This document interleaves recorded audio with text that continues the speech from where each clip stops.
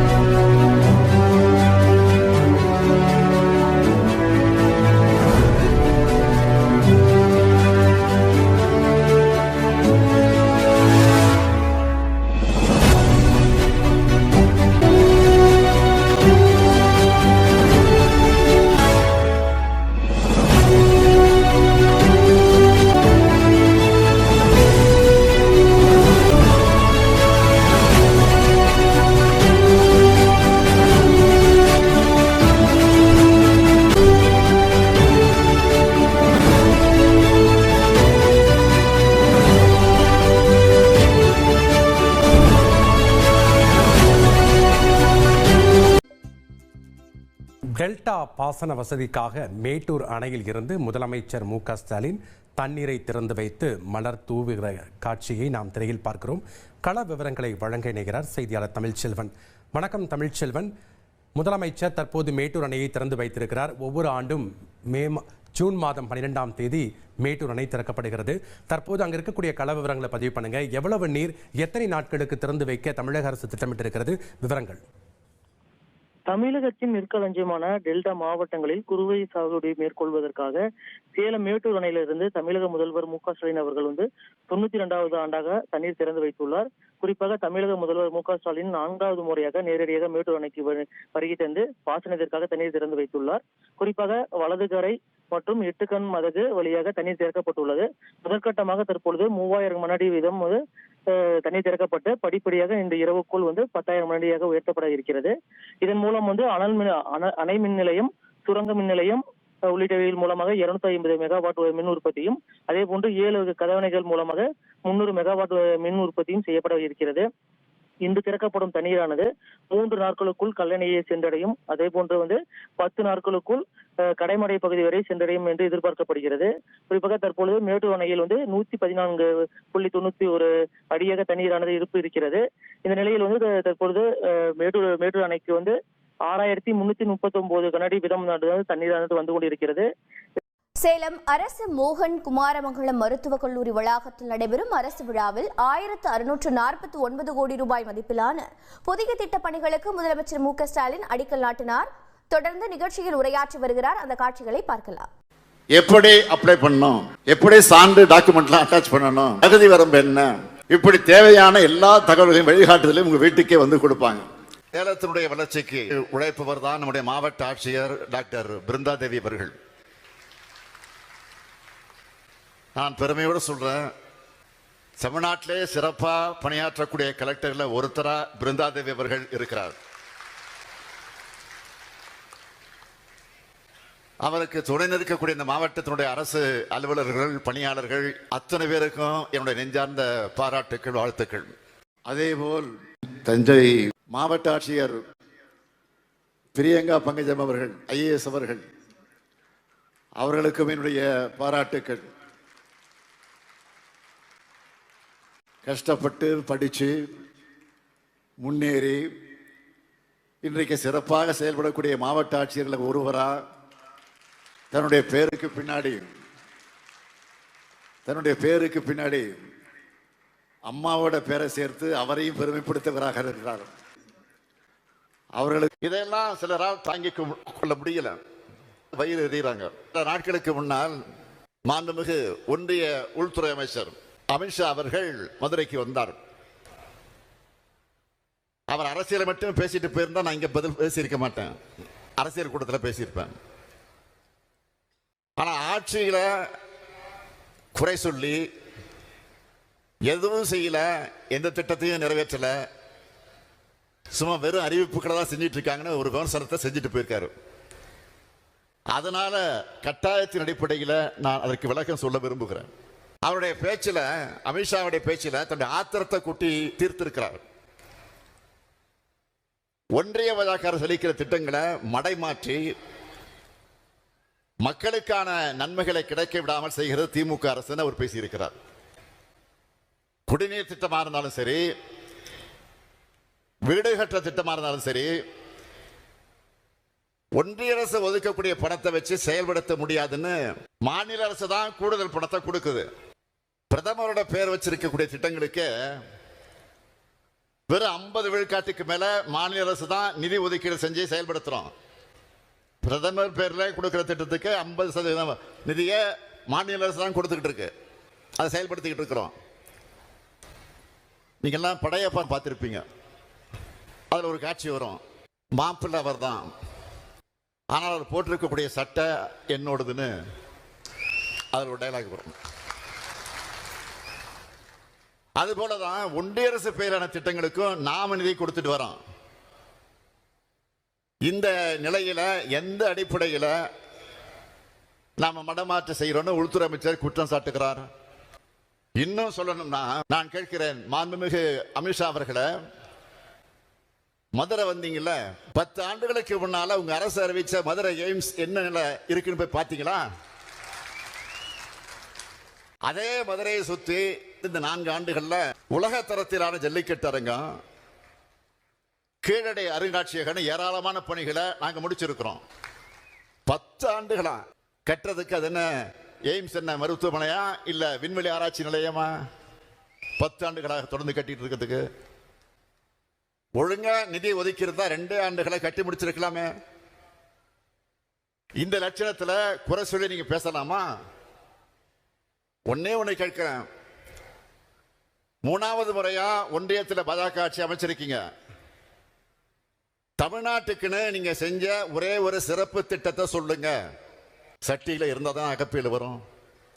இந்த நிலைமை 2004 காலகட்டத்தையும் 2025 ஒப்பிட்டு பேசியிருக்கீங்க.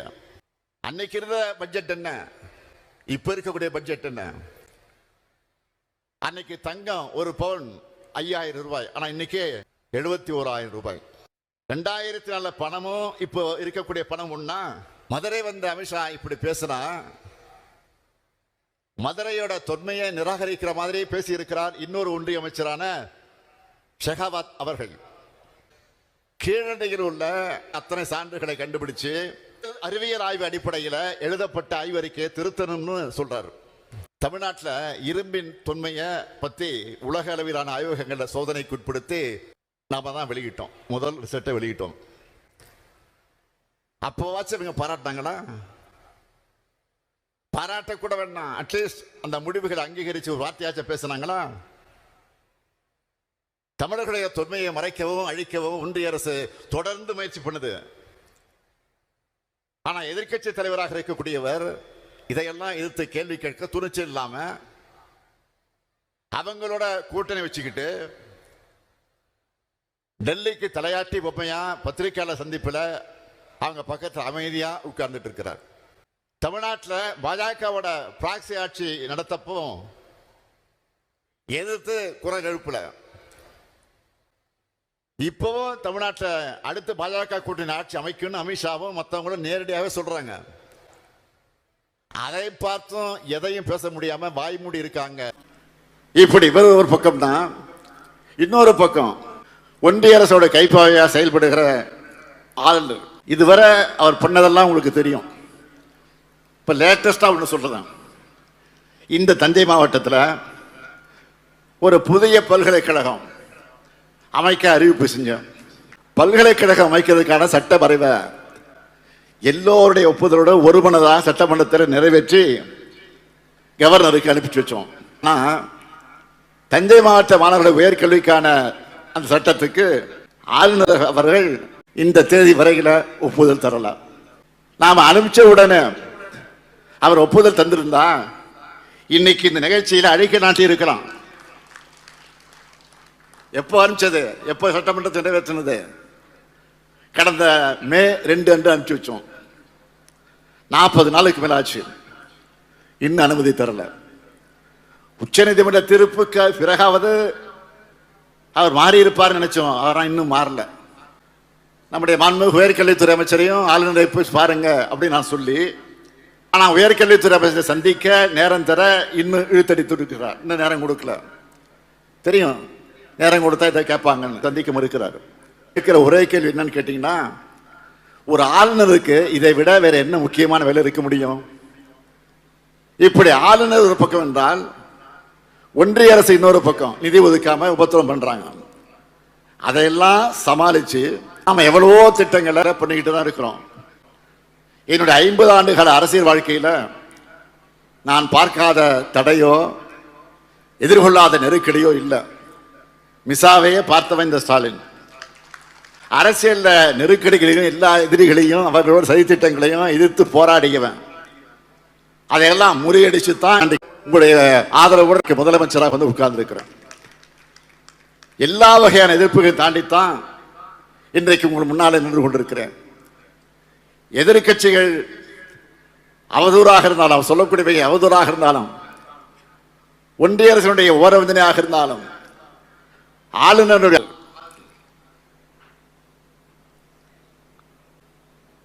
ஆளுநர் ஒரு அடாவடியாக இருந்தாலும் அனைத்தையும் தாண்டி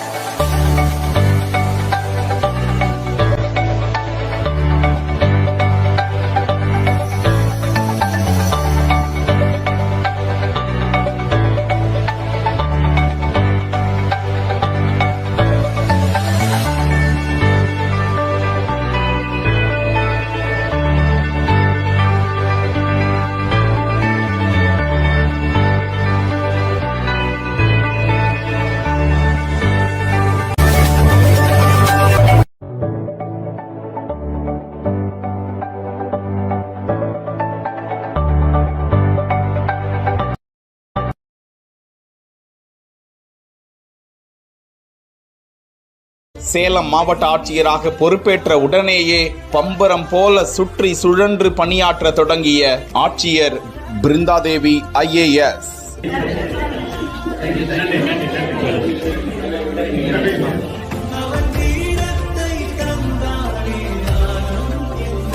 சேலம் மாவட்ட ஆட்சியராக பிருந்தாதேவி தேர்வு செய்யப்பட்டு தமிழக அரசு உத்தரவு பிறப்பித்திருந்தது. சேலம் மாவட்ட ஆட்சியர் அலுவலகத்தில் உள்ள அவரது அறையில் அரசு கோப்புகளில் கையெழுத்திட்ட மாவட்ட ஆட்சியர் பிருந்தாதேவி பணியினை செம்மையாக தொடங்கினார்.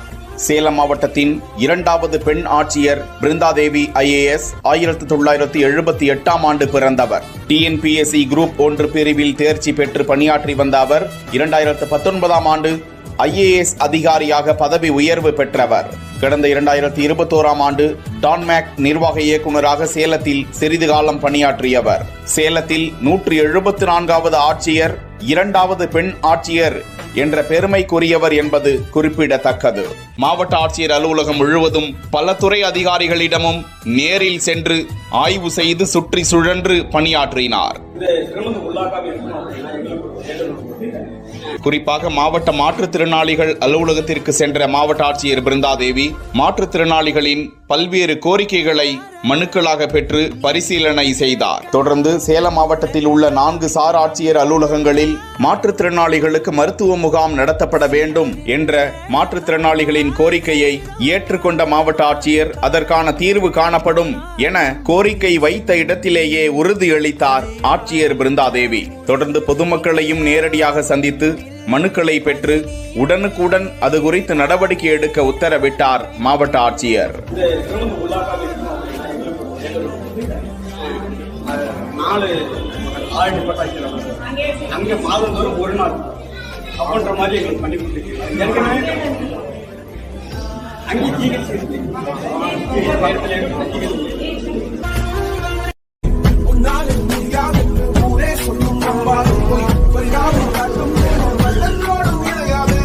உலகத்தின் வழி எல்லாம் வந்தால் என்ன முன்னே பிரசவத்தின் வழியை தாண்ட பிறந்த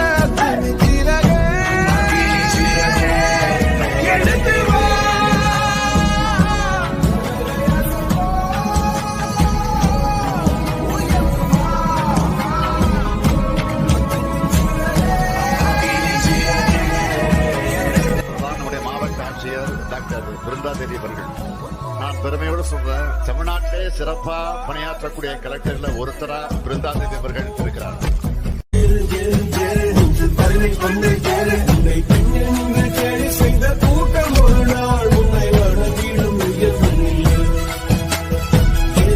அதேபோல் தஞ்சை மாவட்ட ஆட்சியர் பிரியங்கா பங்கஜம் அவர்கள் IAS அவர்கள் கஷ்டப்பட்டு படிச்சு முன்னேறி இன்றைக்கு சிறப்பாக செயல்படக்கூடிய மாவட்ட ஆட்சியர்கள் ஒருவரா தன்னுடைய பேருக்கு பின்னாடி அம்மாவோட பேரை சேர்த்து அவரையும் பெருமைப்படுத்துவராக இருக்கிறார். அவர்களுக்கும் என்னுடைய பாராட்டுக்கள். வாங்கி நகையெல்லாம் அடமானம் வச்சு அப்படிதான் என்ன படிக்க வச்சு வளர்த்தாங்க. சோ அதனால எங்க அம்மாவை நான் ஹாப்பியா வச்சுக்கணும் அப்படிங்கிறது தான் எனக்கு ஒரு எனக்கு சின்ன வயசுல இருந்தே நான் இதுவாகணும் அதுவாகணும் அப்படிங்கறதெல்லாம் பெரிய எய்ம் எல்லாம் இல்ல. எங்க அம்மா சந்தோஷப்படணும், எங்க அம்மா பெருமையா ஃபீல் பண்ணணும். என் பேருக்கு பின்னாடியுமே பாத்தீங்கன்னா பிரியங்கா பங்கஜம் இருக்கா. சோ அந்த பங்கஜம் எங்க அம்மா. சோ எனக்கு பிரியங்கா IAS எழுதுறதை விட பிரியங்கா பங்கஜம் அதுக்கு பின்னாடி IAS போடும்போது அதுதான் நான் எங்க அம்மாவுக்கு திருப்பி செய்யறது. எங்க அம்மா எனக்கு செஞ்சதை செருப்பு போடுங்க, செருப்பு போடுங்க, செருப்பு போடுங்க, அப்புறம் பேசுங்க, போடுங்க, சொல்லுங்க என்ன வேணும். நம்ம வீட்டுக்கு மட்டும் தண்ணி இல்லையா, இல்ல ஊருக்கே இல்லையா? 4 வீடு 4 வீடு. ஏன் நம்ம 4 வீட்டுக்கு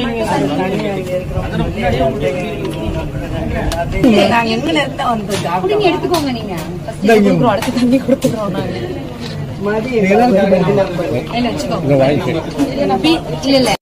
நீங்க போங்க, ஒருவேளை டிலே ஆச்சுன்னா கால் பண்ணுங்க. டிலே ஆனா கூட கால் பண்ண வேண்டியது இல்ல. எடுக்க மாட்டேன்னு சொன்னாங்கன்னா மட்டும் கால் பண்ணுங்க. டிலே ஆச்சுன்னா கொஞ்சம் 10 நிமிஷம் வெயிட் பண்ணுங்க, பண்ணி கொடுத்துருவாங்க, தாக்க வைக்க மாட்டாங்க. சரியா? Very good. அங்கயா செக் பண்ணுங்க. இந்தியா கலெக்டர் இருக்கலாமா? நீங்க முட்டை கொடுத்துருவாங்களா எல்லா குழந்தைக்கும்? எத்தனை பிள்ளைங்க இங்க வந்திருக்காங்கம்மா? 13 பிள்ளைங்க. ஹைட் வெயிட் எல்லாம் எப்படி இருக்கு? 7ங்களா? அவங்களுக்கு சத்தமா கொடுத்துட்டீங்களா? காட்டுங்க, பெருசு காட்டுங்க. சொல்லவே மாட்டீங்க. சாப்பாடு நல்லா இருக்கா? சோச்சி நல்லா இருக்கா? பிஎன்சில குழந்தை போயிடுச்சு. ஓகே, ஏஎன்சி மதருக்கு என்னென்ன டெஸ்ட் பண்றீங்க? அவங்களோட வெயிட். குழந்தைங்க எத்தனை இருக்காங்க? பிறந்த குழந்தைங்க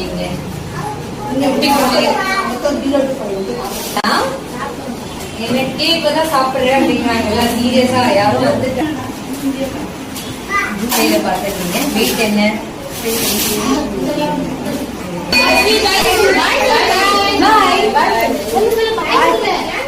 வாங்க போடுங்க. ஐயோ பயப்படாதீங்க, ஈஸி தானே இது. வாங்க, கரெக்டா தானே, வாங்க. தள்ளி விடக்கூடாது, அவ்வளவு அழகா பண்ணுவாங்க. திரும்பி பண்ணுங்க, இது சிம்பிள் தானே. சரி, படிச்சு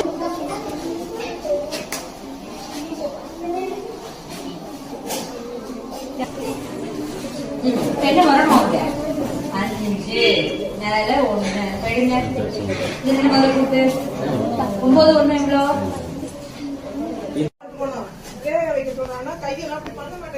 சரி, ஐரஸ் எடுத்துடலாமே, கண்ணு எடுத்துடலாமே.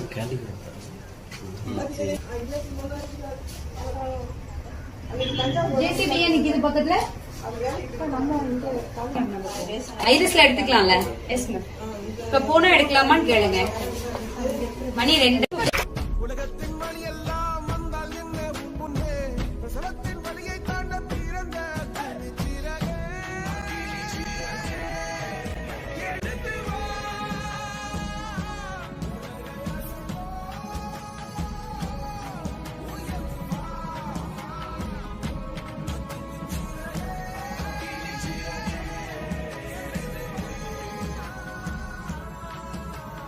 மாவட்ட ஆட்சியர் பிரியங்கா பங்கஜம் அவர்கள் ஐஏஎஸ் அவர்கள் கஷ்டப்பட்டு படிச்சு முன்னேறி இன்றைக்கு சிறப்பாக செயல்படக்கூடிய மாவட்ட ஆட்சியர்கள் ஒருவரா தன்னுடைய பேருக்கு பின்னாடி அம்மாவோட பேரை சேர்த்து அவரையும் பெருமைப்படுத்துவராக இருக்கிறார். அவர்களுக்கும் என்னுடைய பாராட்டுக்கள்.